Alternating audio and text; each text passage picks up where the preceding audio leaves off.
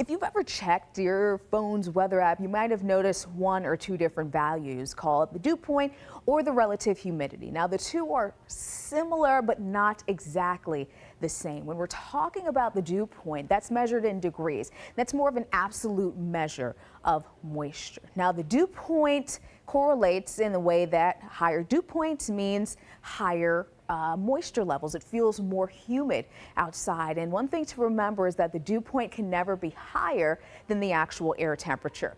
Now, relative humidity, you'll see that in a percentage form, and that is relative to the air temperature. So that can change as the air temperature changes. Now, with that relative humidity, if it's high, that doesn't necessarily mean that it's going to be more muggy on a certain day. Now, here's why. We've got 2 days, one 85-degree day and then another day with temperatures at 60 degrees. Now, with these 2 days, the 85-degree day's got a dew point of 76. Really, anything over 60 starts to feel a bit more on the muggy side. But with the cooler day, we've got that dew point at 52 degrees and much more comfortable. So you're thinking, okay, dew points are different, but the commonality between these 2 days is that the relative humidity on both days is 75, but these 2 days will feel completely different because of that difference in dew point. So that's why it's a better idea,